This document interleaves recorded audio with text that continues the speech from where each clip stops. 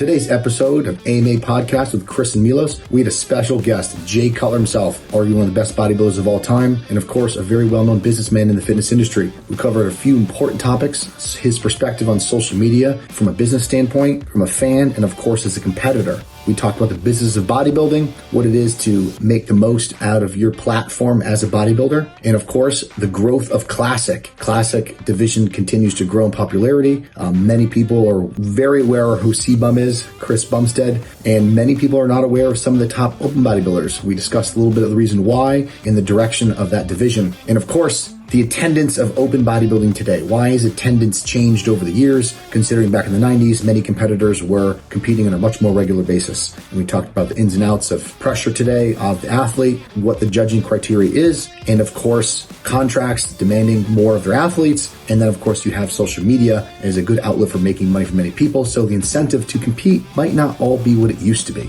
All right, so check it out. And of course, any questions, comment below, and also make sure to subscribe. All right, guys, back for another podcast at AMA with Chris and Milos. And we have the most special guest we've had so far, Jay Cutler himself. How's it going, Jay? Great to be on and see you guys this early in the morning. This early. You're an earlier riser, though, no? Yeah, I get up. I barely sleep, man. Yeah. I'm not like Milos. Milos sleeps late, you know? No, I don't sleep enough. I go late, but I wake up fairly early. I did my jaywalking today. I was texting Chris. Impossible. You don't do cardio. We know this. You don't do cardio. Yeah. I told all right, so jacked by the age of 60, and I know that you're going to be jacked by the age of 50. But anyway, go ahead, Chris. Right. So I'm going to go to the first question, Jay. Actually, Evan had this question.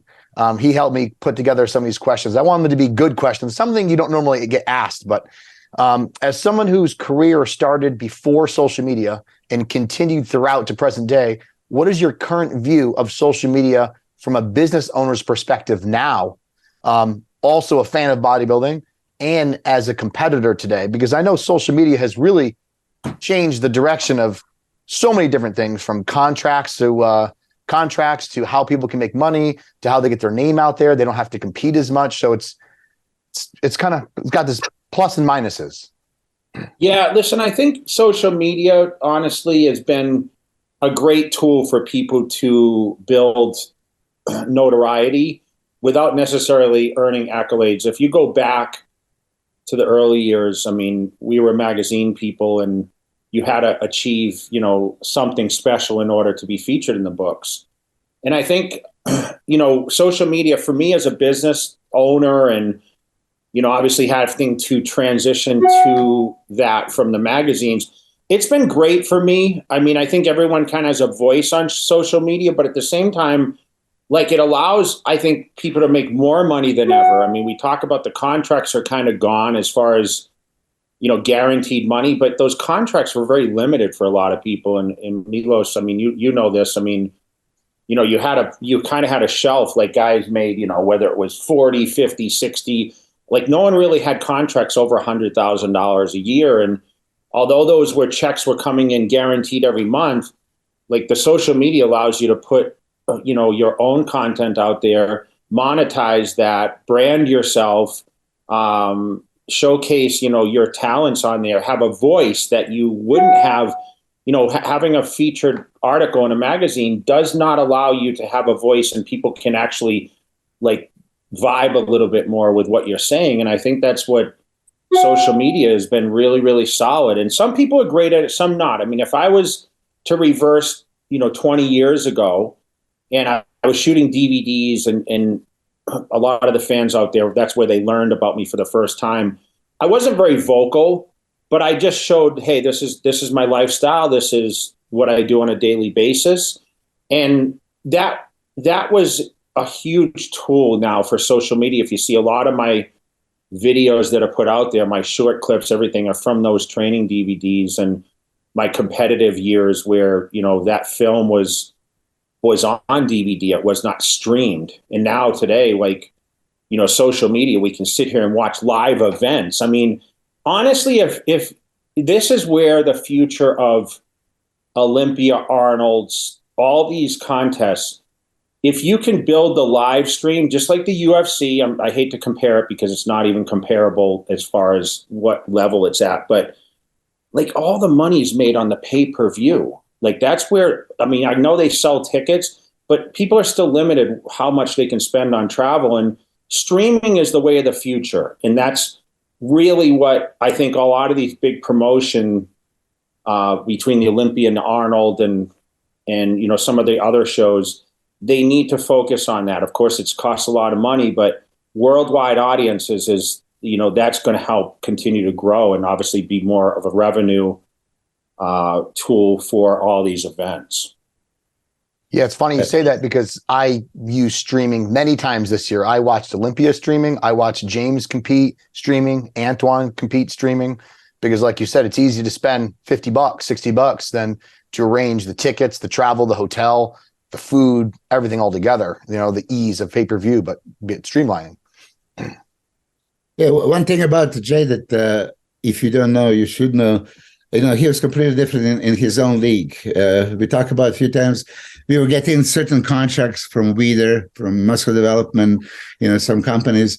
Jay was next level right away. I mean, even before you won big shows, I think you said yourself you were getting a shitload of money. And Jay was not limited just to normal 1 or 2 or 3 maybe contracts. What did you have at your peak, like 15? Yeah, I think 14, I think I was talking about on the podcast the other day. Mm-hmm. I actually thought it was 20 something, but manager Matt said, the other day, I think it was 14. Either way, 14 paying contracts, right? And most of them would be double, triple the normal amounts. So you had that negotiating power, and always something about you.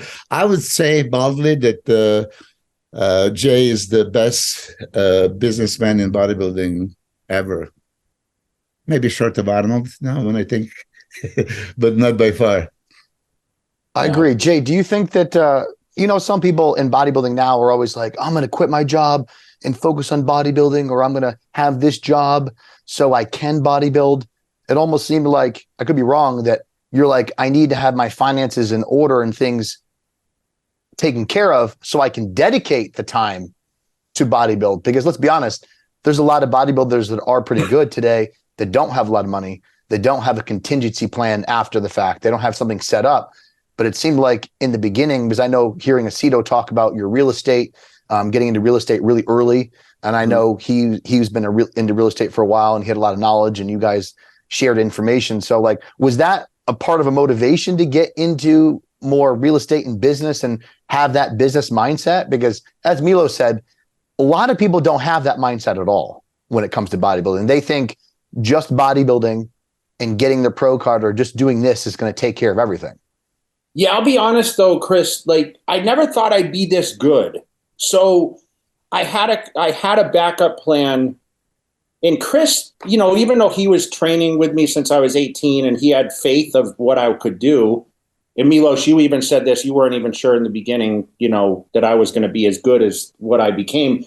I truly thought my limitations are, I was not going to be the top earner because I was not going to be that great of a competitor. I never imagined I'd ever go and be able to get to the Olympia stage and winning it, quite honestly, from the beginning. Although once I got into the path, I realized the potential. But I really, I was humble about, like, this is a hobby. I love lifting weights, but like, where is this going? And I saw the big picture. And I think that having the right people around me to keep me really grounded was great, where, I wasn't going to put all my eggs in one basket. Hence the reason I do so many ventures still now. I spent all day in my warehouse, here in Vegas, shipping memorabilia and everything else. Like, I still do the things, and I still feel blessed, to be able to sell an 8x10 or a poster or a signed T-shirt, a bobble, whatever it is. When, I have other money that's working for it all. I just love the fans, and, truly, like, I just think that I never thought, this was going to be the end all, just bodybuilding alone. And I wanted to have a certain lifestyle. Like, I mean, it's realistic. Everyone has expectations on what they want to do with the rest of their lives. And for me, like, I wanted to live comfortable after 40, and I've been able to do that. And I mean comfortable where, I really don't have to worry about a lot. But at the same time, I focus on those relationships, and I still I'm out there putting myself out there, doing tons of content. It's very taxing sometimes, but I still love what I do. And I just think, the basically being consistent with things, that's how, I continue to stay on top. And that was how I was with the diet. And go back, Milos, like I remember shooting for Leader magazines like year round. And you talked about this being in shape. It made me more valuable than the guys that ballooned up in the off season and weren't able to be in the magazines. Like that was one thing. I moved to California and they were shooting me in the off season too. And I think the consistency is really what's given me the edge over a lot. But that consistency, Chris, I got to tell you this. You can see Jay all day long in his warehouse, and he would still make a time. Doesn't matter if it's 7, 8 p.m. He would show up at the gym. What did he say this morning? He got up, did the jaywalking and the training. That consistency. I mean, how many times you get stuck working around and then you get lazy and you have every excuse in the book? But I'm telling you, Jay is not missing the workouts. And I saw him about a week ago, right? Mm-hmm. He's looking already jacked. I'm telling you, he's not going to tell. But speaking of that, you turn 50. Are you going to turn 50 this year? August, right? Yeah, August. And we all know Dexter Jackson was at the high level of excellence at the age over 50. Vince Taylor, Francis Benfato. I mean, I know so many. You don't have any injuries, really. I mean, when you had that biceps there that you said. Yeah, I fixed it. Yeah, that's the left one, right? Mm. You squeeze that left biceps in the elevation gym and the fibers are all over the place. It doesn't look like there was nothing happening ever. So, Chris, I'm just going to tell you, we might be in for surprise by August and have a, Mr. Olympia is forever qualified for Olympia. Jay, one thing, I have to tell Lee that, right? Lee's been wanting to have the Jay Lee pose down for a while, but now he's got an injured pec. One thing that, as a fan, I first started getting into bodybuilding in 2004, but I started lifting weights, picking up magazines, seeing you and Ronnie back in 99, 2000, 2001. And I do remember from the first time I met you over at in Boston there at your show. That's one of the first shows I went to go spectate at. And then just interacting with you over the years and what other people have said, you have a ridiculous memory. Like you just remember people. Like I was surprised. I think maybe the third time I met you, we came across, I was talking to Jose and you're like, oh, what's going on, Chris? Like what's next for you? And you already knew a little bit of what was going on and what I was doing. I'm like, how does somebody remember and meet all these people, remember all these faces and still be able to do that? Because I don't know of any other pro or anybody at your level and anything that can remember that. I can't even remember it, not even close to where you are, where you ever been.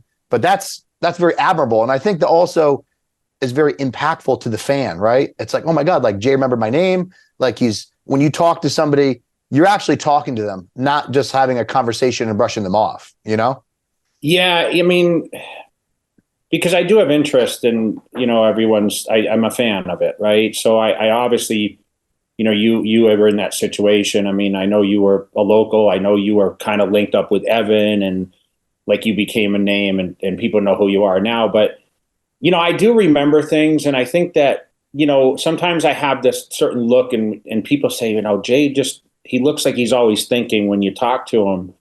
And it's true. Like I have a lot of things that go on in my head. I kind of laugh with Angie about that a lot because like I wake up in the morning and I have like all these things in my mind, like what I want to do for the day. And I always talk about like the meditation in the morning. And that's why I did my cardio stuff. And now I've been doing this fasted training. Milos, you're going to hate me for this, but I'm a fasted trainer now for weights. So that's where I actually went this morning and fasted. And Chris, you've done this kind of training, I think before, but I'm doing weight training fasted right now. And it's been for since last week, since I went to LA, and I'm going to give it a run for a while and try. I'm willing to try different things, but I am interested in everyone. And I don't know why I have such a great memory, but Chris Aceto will tell you, I remember one podcast he put out there and he's like, Jay can walk into a room and only just glance around and then leave and talk 4 days later and know exactly where a tree was sitting or what was sitting on the desk. And like, I have this crazy memory of things. I'm very observant of where I am.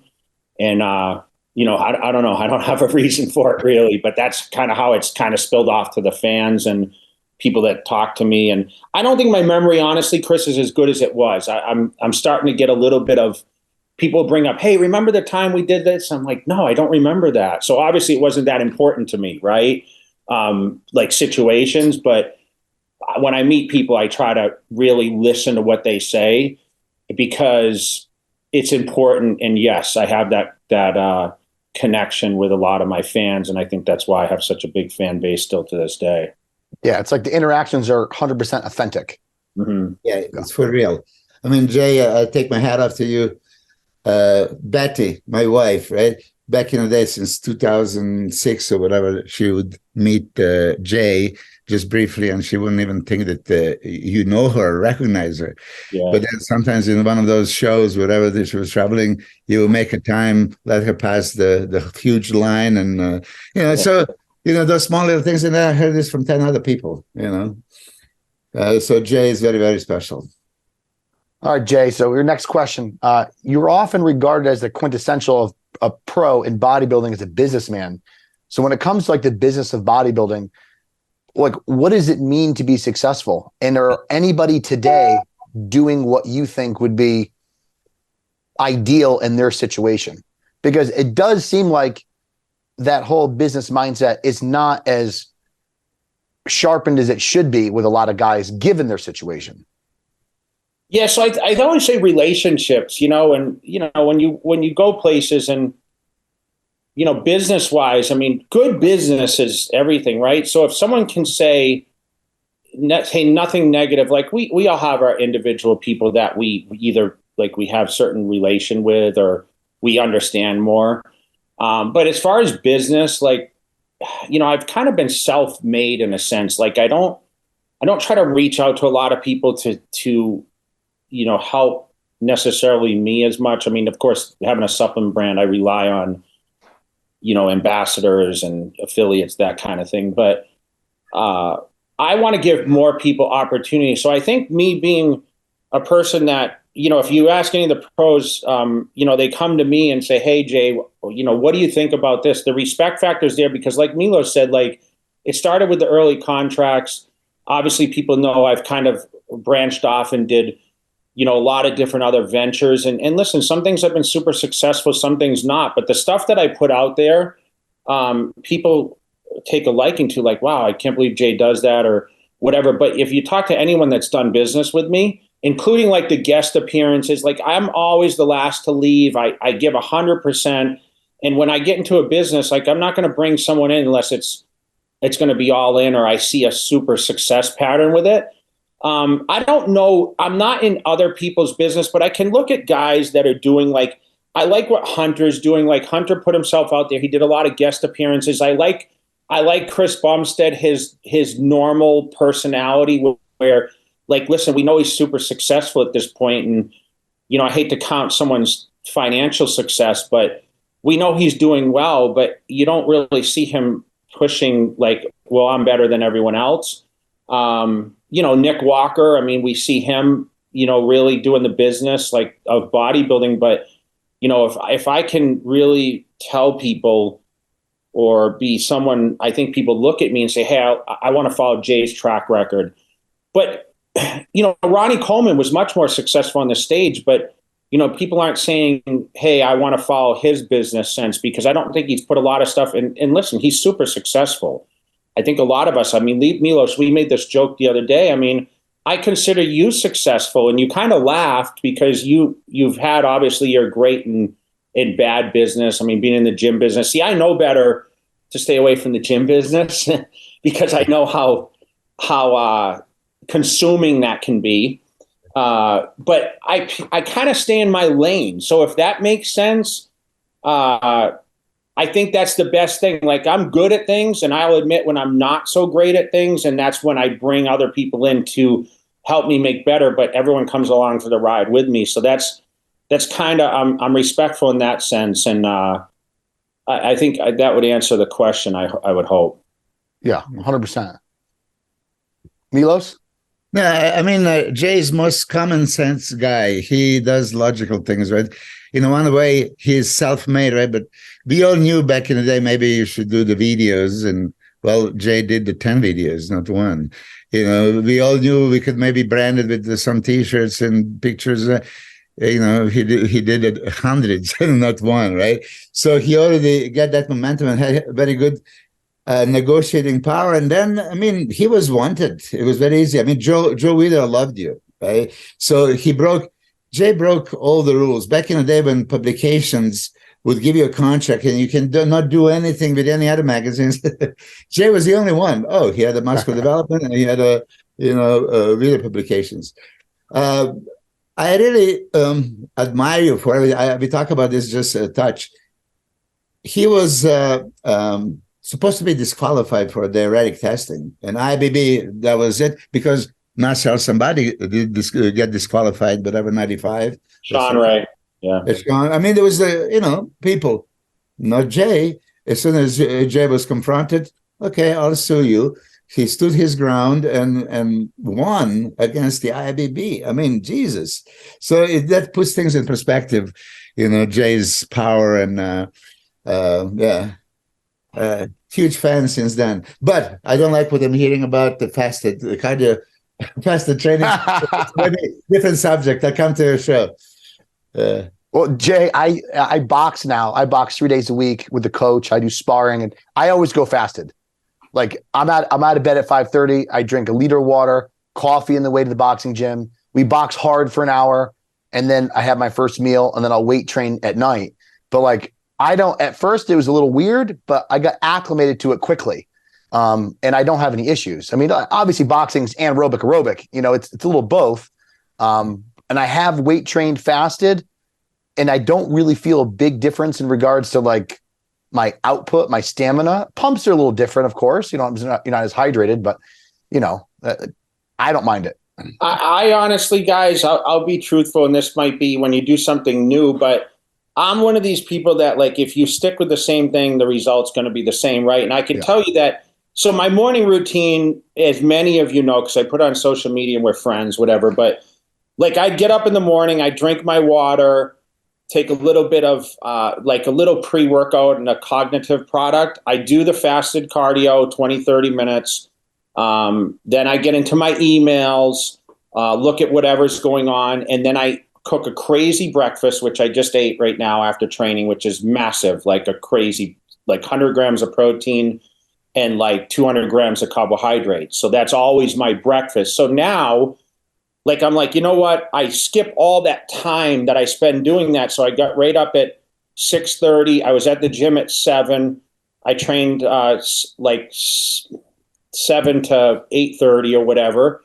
And I came home and ate this large breakfast. And here I am doing this podcast with you guys. So I'm trying something different because I really want to make an impact and really put this content out there to show people, like, not only can you get in shape no matter what because I get so many people, I'm too old or I don't have time or whatever else, but I'm trying to prove, like, hey, you can do this, and make changes. Like, you don't have to be stuck in the same routine all the time. Like, you as a bodybuilder, Chris, like, would you ever train fasted or what? No, right? I mean, right. I know you're boxing. It's maybe different because it's cardio, and I mean, it's more impactful, right? It's probably the best cardio. And I told you, I mean, we were on the circles, and I was like, dude, I admire your physique. Like, you're that lean. Like, I'm a big dude, but now I've lost a lot of muscle, so the waist is wider than the shoulders look. You know what I mean? Where you still have that crazy taper. And Milos, I'm challenging you because I know, this is a big year for you. I want to see you get back into training. I was great to see you, like, last week when we were training. I said, this is the most I've seen you train. And I know you, like, telling me months ago, I'm so busy, I'm missing the workouts, but, like, dude, it's your life. Like, this is what you do. But I wrote the book of 1,000 excuses, and I turn on one page every day so to skip the workout. No, I'm going to do it too because I'm now motivated. I just turned 59, right? I'm going to get in great shape by the 60. I mean, that's now the realistic goal, and I'm going to do it. But Jay, I mean, you're very, very interesting. Jay was exploring many different things. Now, when we touch the subject of fasted training, and I'm sure it's going to work, but the only common sense and logic for this would be, okay, deplete so you can supercompensate. So, of course, if you go to the gym already depleted, no nutrients, everything, glycogen storage is down. So it's easier probably to completely deplete, and now you have a chance to supercompensate. And it's not wrong, by no means, and many people used to do it like this. I would be curious to see how your body progress. But, you're going to definitely reach a near catabolic state, and then you're going to have to get yourself out of it. But I like what I'm hearing, 200 grams of carbs. It must be something. Yeah, so I only slept 5 hours, and I had a large meal before I went to bed, including carbohydrates, right? So I feel, even though I have a good metabolism, I feel like that glycogen is going to be. I didn't train yesterday. I did not weight train. I missed 2 days in a row. So I think I've had some buildup, and it did feel good. I felt good. My pump was amazing. Like, I'm still getting into this early routine. Like you saw, I put on a little more size. So I feel like I'm catching up now, and I'm eating the meals. I packed my meals yesterday, and I'm having 5, 6. I had 5 meals yesterday, which I need to get to 6. Man, 6 is my magic number. When I start training twice a day, dude, that's when we know we got some serious shit going on. Exactly. I'm looking forward to it. I won't take that possibility out of you entering 2023 Olympia. No. It's gonna take. We raised the fee to $5 million. We got the $1 million offer from the fans. So I really, I put out this thing. I come back for $1 million with Phil Heath, and someone hit me up and like, I'll pay you $1 million to compete. So I have to up the ante now. The businessman. Oh, shit.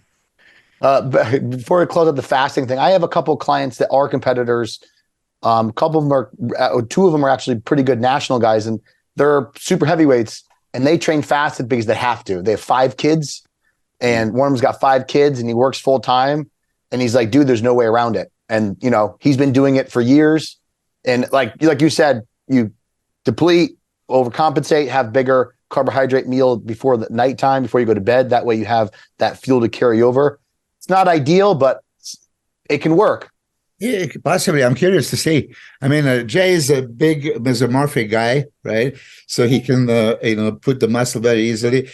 All his life, he ate 1,000 grams of carbs, so his glycogen repletion and using glucose is very efficient. So if you do have a big meal, I'm sure the glycogen holds you over for a whole workout. And it could work. I'm still, true to myself. I say maximize. Is this maximize? No, you kind of compromise. Therefore, I would have my pre-workout and intra-workout and everything else. I'm going to have you put together the intra concoction for me, so I'm not training in a fasted state. There you go. I'm going to test your intra, because I asked you about it last week. You remember? Yeah. Okay. So I'm going to put that combination. I'm going to sip on that as we get going, and I'm going to be a guy that tests the Milo. What are you going to call it?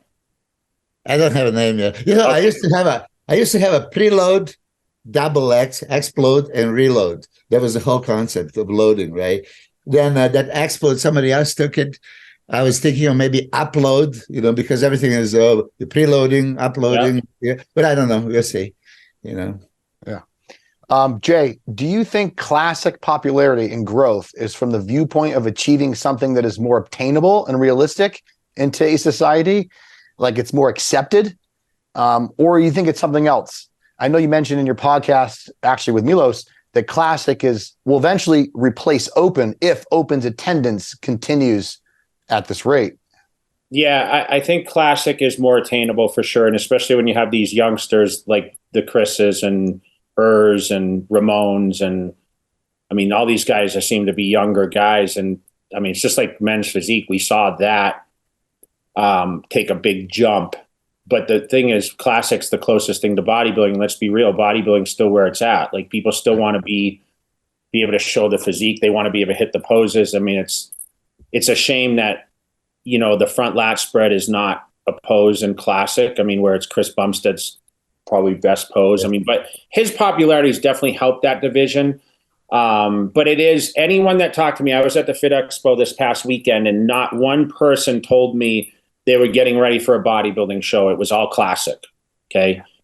And I think that, people's perception is maybe it's just a faster trek to getting on stage. But I think also people's mindset is, I don't look like, the current crop of guys, the Walkers and Derek Lunsfords and Hotties. So I'm going to start off at this level. And that's why I think classics become a thing. But I'll tell you, if we don't get more participation of the top guys in these contests, which we used to see, but obviously there's a lot more contests now, which I think too many to be able to qualify for the Olympia. But we are going to see classic take a fast track, because if I'm listening to all these amateur people tell me I'm doing a classic show, there's more in the pipeline to come up to classic and be a classic person than there's no pipeline. Oh, I want to be a full-fledged bodybuilder. We're going to see a trend of more Hottie Chupin, Derek Lunsford type size guys that will make an impact, meaning like we've seen now the 212 position themselves in the open. We're going to see that progress. Mark my words, in the next 5 years, it's going to get away from those massive big dudes. Unless, the rarities like the Samsons and Andrew Jack, there's going to be those few guys, but you're going to see the smaller guys kind of battle. Shorter guys battle it out at the Olympia, in my opinion. Yeah, I could totally understand that. It's definitely a multifaceted issue. It's always so disappointing to me when I meet people who are getting into this industry, and I'll reference certain bodybuilding names, and they're like, "Oh, who's that?" I'm like, "You don't know who that is?" And I get upset. I'm like, "How do you not know who that is?" But they're obsessed with everybody who's the classic, the top 10, or whatever physique relates to their physique. And like, I'm sure, Milos, you get the same thing where you get people come to you and they're like, "I want to compete in physique," and you look at their physique and you're like, "Dude, you look like a bodybuilder. Like, you don't have that type of structure. Like, the structure is more favoring bodybuilding than is classic." And just because they can make the weight to height cutoff doesn't necessarily mean that they should be doing classic. It bothers me. I like bodybuilding. Like, I grew up with bodybuilding and I had a different mentality. I feel like sometimes the mentality today is because of social media, it's geared towards the reward, not geared towards what they like to do it. Like, when I first started competing, it was never about a sponsorship. It was never about a pro card. It was like, man, I want to compete. And I compete and like, oh man, I got 5th place. Well, next time I want to get 1st place. Oh, I got 1st place. Next time I want to win overall. Oh, I got an overall. I want to win another overall. Oh, maybe I should try a national show. It was just fun competing. And I loved doing what I was doing, the lifestyle. Now I feel like social media, you get people, the first thing they say to me now is, "Chris, how long before I can turn pro? Chris, how do I get a sponsorship?" It's like the focus is at the end, like that. What's that favorite saying? The person who loves walking will walk the furthest versus the person who's just interested in the destination, Like, I feel like there's a lot of that too, where they look at something, they're like, that's way too long to accomplish. I could be a classic guy and only gain 10 more pounds and make an impact, where the love is not for the lifestyle. It's for the recognition from others. It's for whatever they can put on their social media, You see, I know we have like 10 minutes. I don't want to drag too much, but Jay, you mentioned that back in '96, first time I've seen you, I actually didn't really think that you can be Mr. Olympia. And I'm saying this because I'm in the industry forever and ever, and that's the era of Sean and Flex and Kevin and, all these guys, Chris Cormier's, right? So you were just not fit in that picture. But you had such a strong mindset to say, I'm going to build, and whatever they have, I'm going to have a multiplied. And I agree that by the time you get at your peak, that wide waist was not visible because your shoulders were, twice as wide. And I commend you for that. But fast forwarding now to the classic physique, right? I think that open bodybuilding lost the beauty along the way. And then they start, okay, now let's just get, classic physique. So we're going to have something similar. It's not even close. This is classic physique, not classic bodybuilding. I had a debate with Bob Chikula last night, for an hour and a half. Really, once they separated, and instead of having a symmetry round for aesthetics and shape, judged separately, so you have to put the finger. I would be beating Jay in a symmetry round, for example, right? It's there. Put the number, give me a score. Second, muscularity. And muscularity is only 8 poses, but minimum poses for front, side, and back to gauge if you have everything. It's not bodybuilding. It's just 8 mandatory poses. I told him yesterday, the weights right now, we don't have to call it Mr. Olympia, Mr. whatever. We call it Mr. 8 mandatory poses because that's all they're judging. The free posing, supposedly, it's not about a posing routine, choreography, dance. This is when Arnold Schwarzenegger did all his poses, that Frank Zane, Sergio Oliva, you name it, are known for it. So win me that impression. If you Google it right now, first 5 Mr. Olympias from Larry Scott, no mandatory poses. You see all the bicep shots and shit like that, right? So we lost that. And if you bring that beauty, I think that the bodybuilding would go in a different direction. But I guess I was wrong because for 20 years, they're already forcing this kind of judging. Look, if you jumping from a horse to the donkey, that's what I said, and you keep riding and then you realize, oh, shit, that doesn't feel as good. You should get off the donkey and get back on a horse. But we'll see what happens. So you, Jay, also think that classic physique could become more popular than open if things don't change? Yeah. How do you think that Chris Bumstead makes the weight? He looks huge. He looks a different level. This is one thing. He's taller. I think he still has some pounds to give. Yeah, but it's not just making it. He on the stage when you look at him, he looks like a different category, right? Yeah. So especially this year. I just don't think that the measurements are proper because I've seen 20 guys or more. They're perfect, but they're about 5-10 pounds overweight, and then they have to squeak in to make the weight, and then they ruin their physique. Usually, your weakness goes first, and then you just don't present the same package. Mm-hmm. Jay, last question before you hit the road. Why do you think there has been a progressively drop in attendance in open bodybuilding? I mean, when I grew up watching you guys were competing all the time. Like I know, Jay, after you win the Arnold, you won multiple shows, won the Arnold, then he was focused on Olympia. But I remember attending the Arnold Classic as a fan, and there was always like 15 guys. Always. Like it was like the same group from Olympia to Arnold minus like the top 2, right?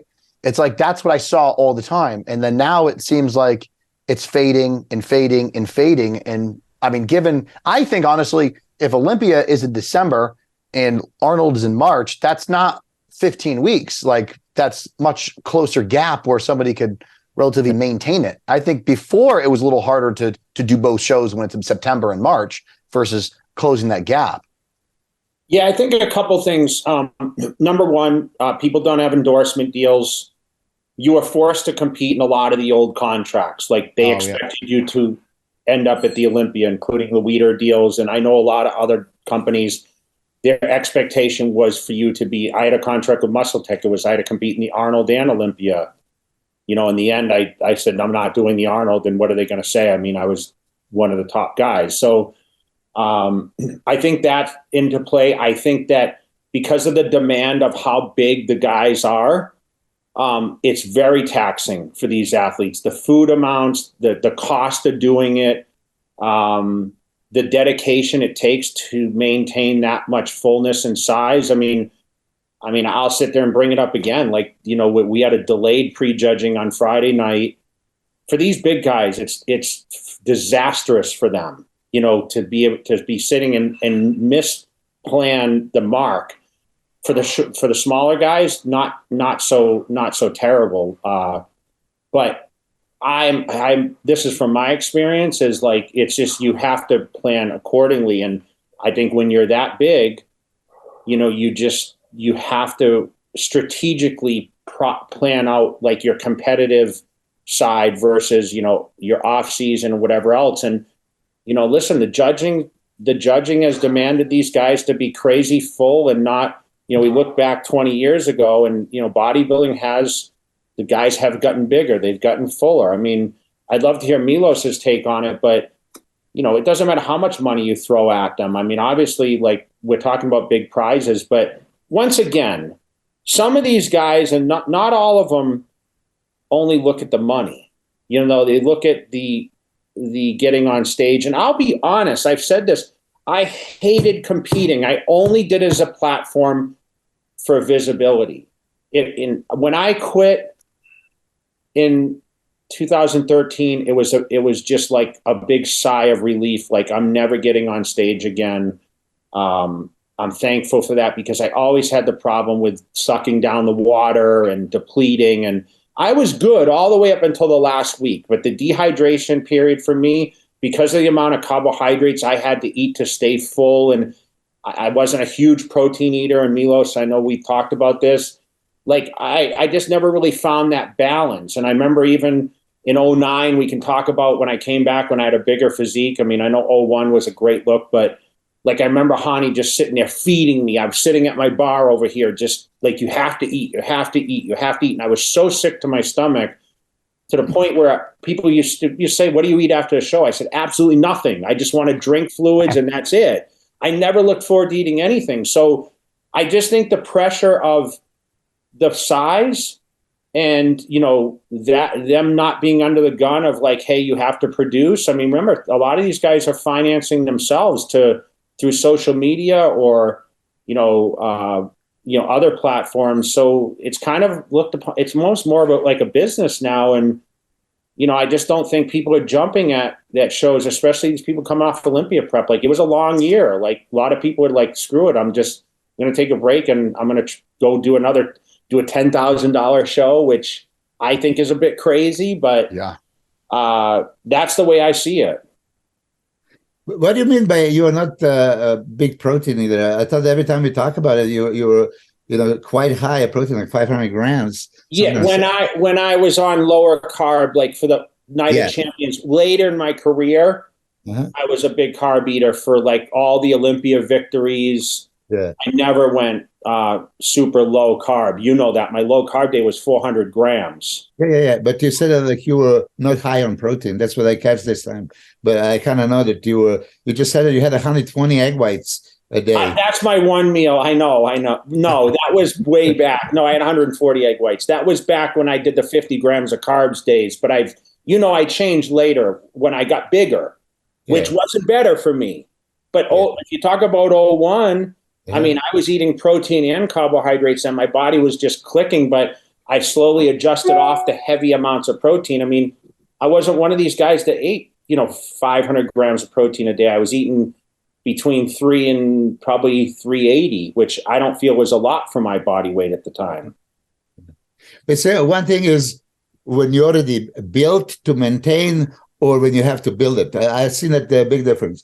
You need to put more bricks, but once you break you have a big brick house, it's easier to maintain and you can lower it.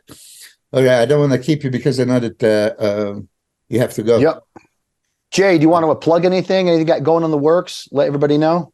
No, man. I mean, everyone knows where to find me. I mean, through Instagram, Facebook. I mean, I think all my channels are out there. I mean, obviously, I would just want to thank all the fans out there. I want to appreciate you guys. I know we communicate a lot. Milos, you're on the podcast, and Chris, we see each other every single day. So I want to thank you guys for the opportunity. And, I'd like to come back on at some point. Sorry, I just had to rush a little bit today, but no worries, Jay. I hope we got to most of the questions. Did we get to them or? All of them. Okay.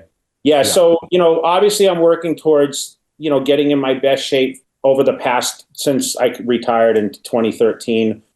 not to say I don't really have a game plan on what I want to look like yet. I just want to be lean, and I just want to look great for my age, right? Because everyone has this opinion on, how you can or can't look. But I don't think there's any limitations, and I just want to say that to everyone out there that's following it. And if you guys want to follow my journey on the YouTube, the Cutler Cast, which Milos, you're on there a lot with me, and I just want to say thank you. I'm putting out a ton of media for everyone, and without the fan response and the support, I wouldn't be as motivated to continue to do it. But big things for 23. Getting the job done. I'm after it, and staying on track. So I do have appearances. I'll be out, all over the place. I'll be in the East Coast, February 4th at Steve Weinberger's gym. It's a free event. So if you guys are in the Syosset area, make sure you guys come out and see me. Obviously, all my contests. Chris, you were a winner of the Jay Cutler Classic. This is going to be end of April in Boston. I have, Vegas in early April, and, we kind of roll with that. I'll be in Germany for the FIBO mid-April. So the tours start soon. Yeah. Awesome. Jay, again, I really appreciate you scheduling into time, your busy day, man. I really appreciate it. Thanks so much. I see you soon. All right, Jay. Thanks. What I got. Milos, I want to know your opinion on the obviously I understand Jay's perspective with people not competing today, but I know you from James' podcast that you think guys should compete more often. It seems like 2 to 3 shows per year is look, it's a nonsense. Now, Jay is a little bit different, of course, and this is why I wanted to get a little bit deeper. When he really started 96, and I remember going to the Gold Gym Venice, and they were saying, "Oh, this new kid, young," and So I've seen his structure. It's like wide waisted, kind of blocky. In the era of a shape of Flex and Kevin and Chris and Sean Ray, and I just didn't see it. But then I competed with the J98 NOC 99 Ironman. And by 99 Ironman, I start feeling like, okay, something had happened. And then 2000, if you remember, at Olympia, he wasn't that good. But then he came 2001, standing next to Ronnie Coleman in the lineup. That was a perfect thing. Just like 2022, my Samson was standing next to Big Ramy. So it's great if you're in a lineup and that they have to compare you. But to make a long story short, Jay came out of the nowhere, and it's like, wow, he is a legitimate contender. And just think about it, the rivalry that he had. He was like 3 or 4 times second to Ronnie Coleman before he won those 4 titles. So imagine if he won. Actually, he would be 8 times Mr. Olympia. And so one of the most driven guys, and he did the 3 Arnold Classics. He went to Europe and stuff like that, competing. Now, you heard him say he hates competing, which I wanted to get deeper. How can you hate it? Especially, how can you hate it when you're winning? How can you hate it when you're a top guy? I was competing. I won 1 out of 72 shows. I keep saying this, because it's kind of funny. I'm 71 time a loser. But it was not like I'm going to lose and be second. For me, there was a challenge to make top 6 in most of the shows. And I still find it that if I'm a true competitor and a professional, it's a job that I have to do. And then challenge, I want to compete. So imagine in 3 calendar years doing every show that is organized, right? Everything organized, I entered because that was my duty. So on the Jay Cutler podcast, when we discussed this, 6, or there was 8.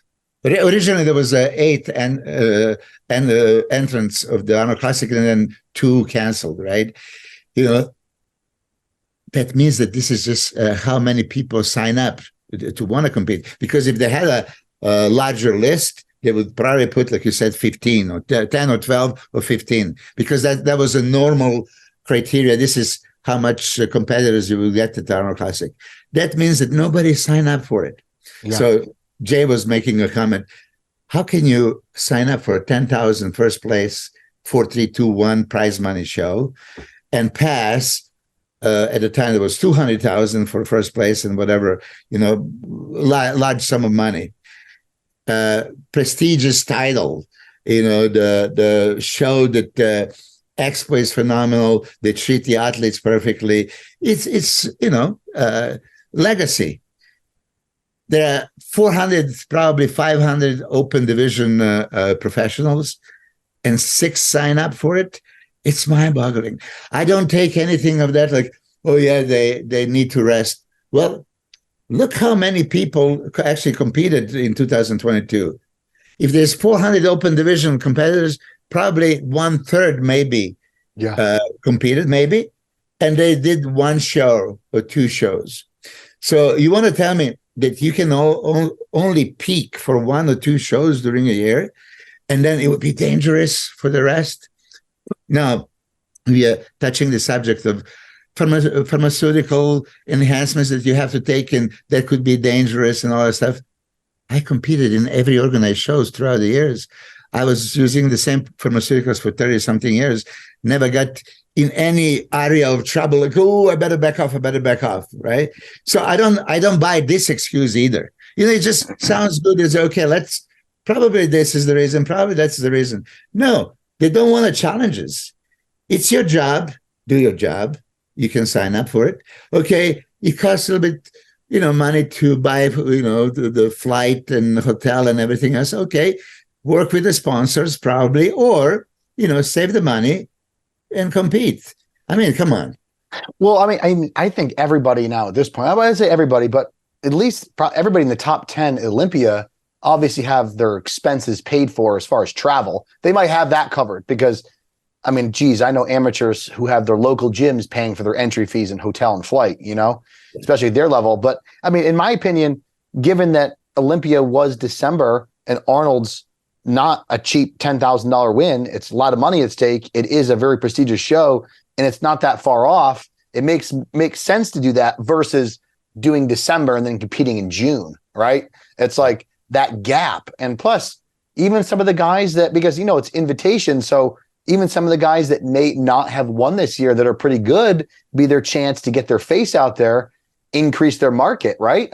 Let's be honest, someone who plays second or third behind Antoine or Ian, that would be a chance to kind of jump in there, send an invitation, see if they get accepted and step on the Arnold stage, Absolutely. But what a prestigious show and the stage to shine on and establish yourself. Really, you place the top 3 Arnold Classic, doors are open for anything, right? So I don't get it. So they're going to say, don't be so harsh. I've been there and done that, and I've done it 72 times, right? I competed 110 times in my life. So you're going to tell me you cannot peak for 2-3 shows a year? I competed throughout the year. But when there's a big opportunities like Olympia and Arnold within, 10 weeks apart? Yeah, just about. So what do you need to do? Okay, here, practically. You did everything and got in Olympia shape, which means top shape. That's your best shape. You're supposed to be the best at the Olympia, so you're there. Now, only the job that you need to do is for 10 weeks, okay, don't get fat. Keep training, keep training. Okay, you can get off a little bit and then get it back on, you know what I'm talking about? But it's pretty much finished product.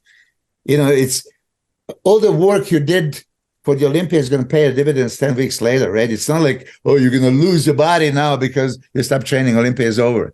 It just puzzles me. So now we have there was 2 out of 6 guys, they're actually 212.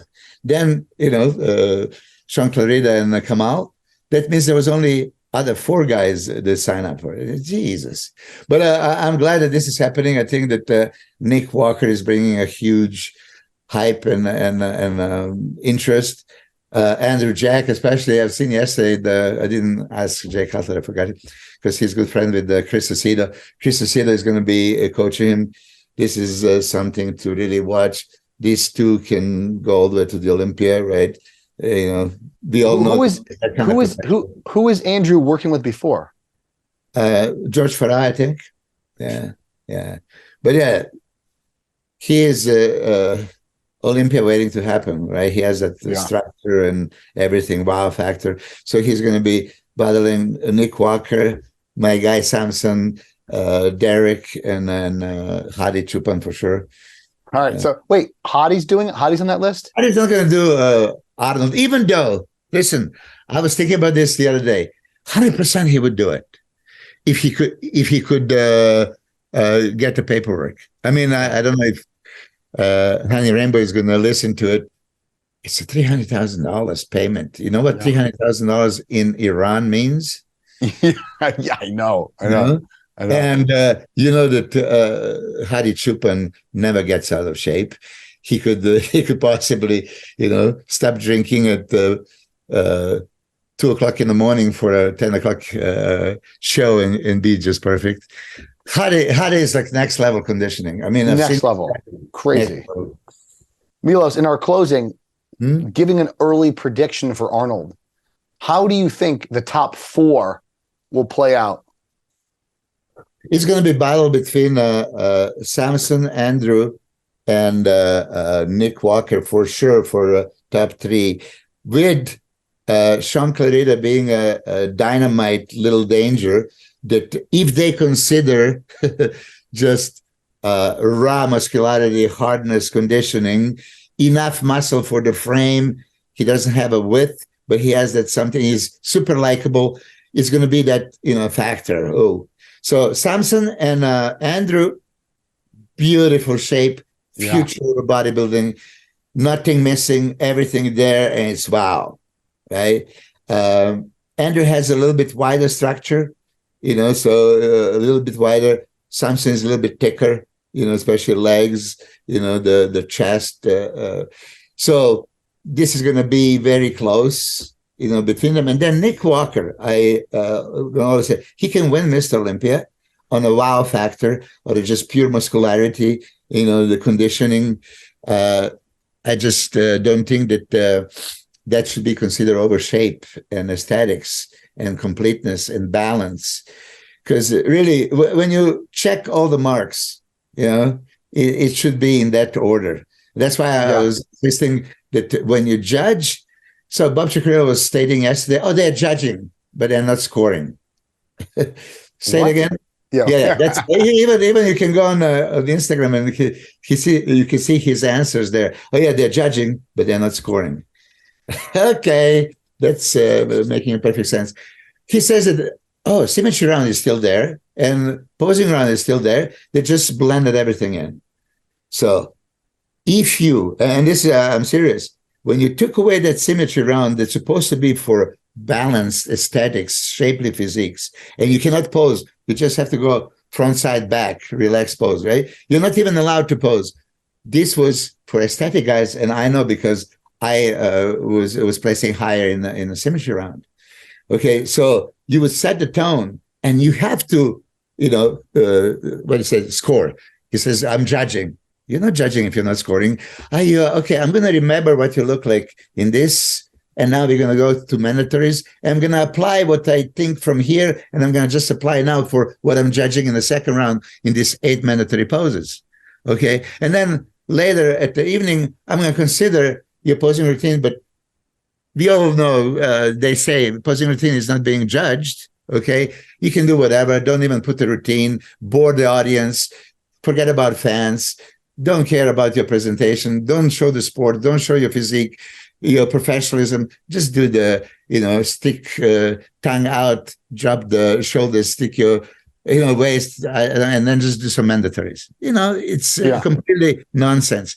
But as I was saying yesterday, if 3 rounds were judged, okay, in boxing, in MMA, in soccer, you have to be judged in every single one. You cannot be athlete on a field, football field, basketball field, hockey, and this quarter we're not going to score. So you guys can play. You on the field. So pro bodybuilders, Olympic competitors on the stage, it's not being judged. How do you explain that? So, but if you have judges, and I was saying this, it's not the posing that is being judged, it's physique that is being judged. In poses other than mandatories. I was telling him, Bob, these are just 8 poses. They are minimum mandatory poses from 3 different angles. They can see now, we see all your muscles, at least once in the pose that we wanted to. Spread your lats, okay? The shows the chest, shows the, width and thickness, and yeah, but that's only 8 mandatories. Arnold did 25 other poses, other mandatories, and he's known for it. Serge Nobret, Frank Zane, think about Sergio Oliva, the poses. So they're reducing the quality, effort, and value, I think. So if you bring that back in, and listen, would we want to go into the finals and see them battle on the stage? Oh, I have to win this round because you know what? If I can lose the whole show because I didn't really present my physique to my highest, okay, you're going to do your mandatories, okay, and then do some signature poses, show your strengths. And Bob Cicarilla, that I posted on my Instagram, talk about posing, and it was back in the day, he was saying, yes, show the strengths, hide the weaknesses, impress the judges, do other poses, So I know it's not going to change it, but going into the Arnold Classic, just because I know that we have to go, I see top 3 for sure.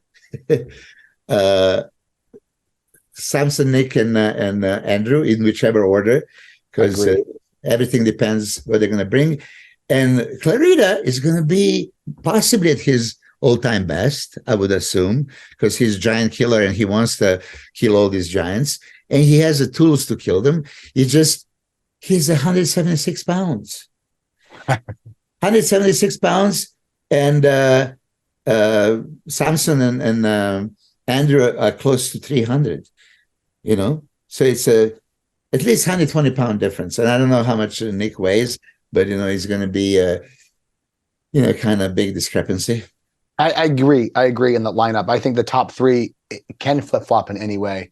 Yeah. Because, Nick, although doesn't have horrible shape, Samson and Jack have really good shape and they have similar structure. So like you said, how it comes out, how it plays out, how it's judged. And I do think Sean could easily get 4th. I do. And even like seeing Sean, even in other shows when he won that Open, like his muscularity is not smothered by bigger guys because it's so impressive. I'm going to be honest. He was standing next to Max Charles in this Reno show. And I was like, wow, Max supposed to be killing him just standing there right in size. He wasn't. He does open up. My only comment about Sean, it's he's narrow, right? Yeah. So the pose is like most muscular. You can see that. I mean, he's literally half the size of, these guys when they do it. But he does very good job in the front relaxed pose. Okay. So he can stand and create the illusion. He doesn't have a good front lat spread, but he's going to be, blown by many guys. But from a side, you can see it. So side chest, side triceps are very, very good competitive. Back double biceps, because of this just raw muscularity and all this detail, he can pull it off. Okay, he's going to lose that, but it's not going to be, dramatic, because he still have that hardness, they say mini Ronnie Coleman. Lat spread he doesn't have. So this is also the pose. You see the certain poses that for sure he's going to lose. He's going to be dominated. But then the certain poses that he looks so good, are they going to actually consider that, okay, he can go mano a mano with big guys? So that's the only thing. And then, of course, they prove in Reno that they did. They let him win. He beat Regan, and Regan was in shape, in condition, and, dramatically wider. I said, Regan was bigger version of Derek 2 weeks before Derek beat Sean at the 2021 Olympia. It's really, Regan was bigger version of Derek. So I saw this cannot happen, but it did happen. So it could probably happen again. Never say no. I agree. Well, Milos, another good episode, man. I really like this episode a lot today. It was nice change of pace having Jay on there talking about business, progression of bodybuilding and all that. So I really enjoyed it. Yeah, I love Jay. I could talk to him all the time, and I'm glad I let you ask him the questions. I didn't want to even dig it in. All right, Chris. I see you next week. Milos. I'll talk to you soon, buddy. Take care. All right.